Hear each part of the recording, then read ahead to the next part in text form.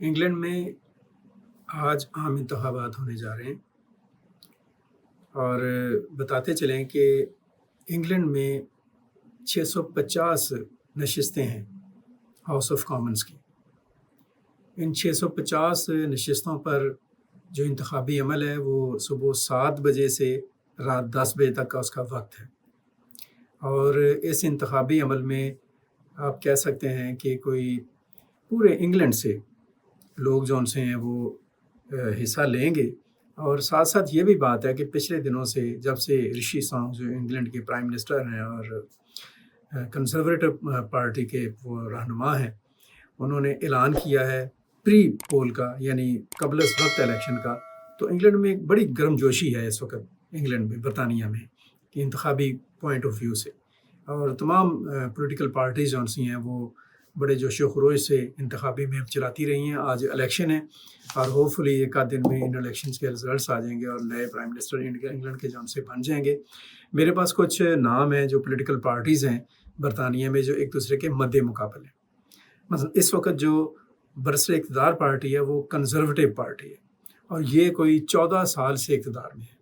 ان 14 سال میں conservative party کے 5 وزیر اعظم جو ان سے ہیں وہ منتخب ہوئے ہیں۔ آپ یہ سمجھ سکتے ہیں اس چیز سے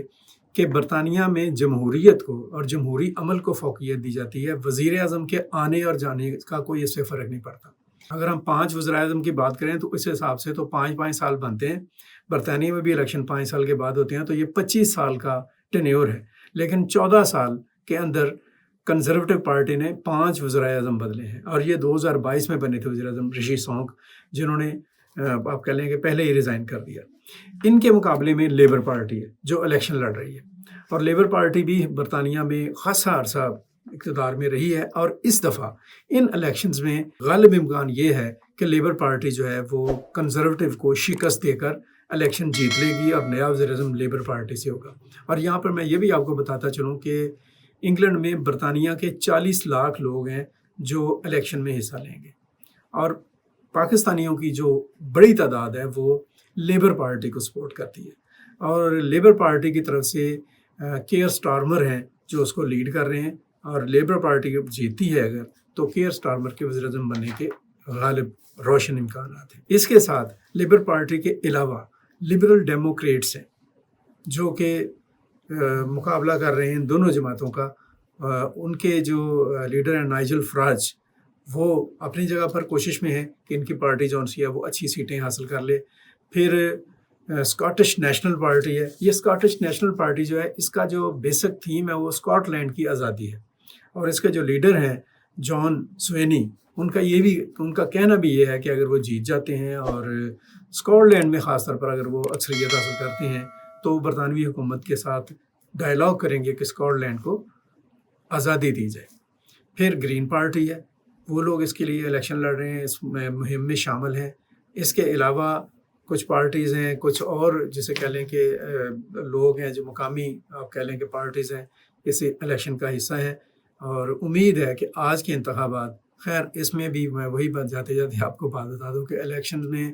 دھاندلی کا کوئی شور نہیں مچے گا۔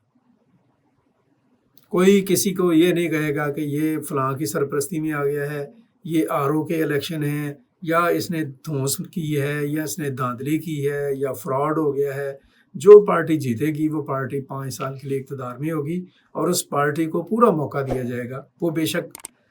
ان 5 برسوں میں 10 وزیر اعظم بدل لے، وہ کوئی ایشو نہیں ہے، لیکن الیکشن جو ان سے ہیں، اور یہ بھی ہو سکتا ہے کہ کوئی پولیٹیکل پارٹی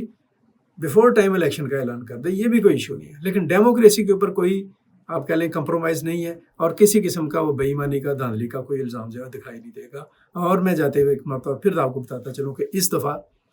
لیبر پارٹی کے جیتنے کے زیادہ امکانات ہیں۔ شکریہ۔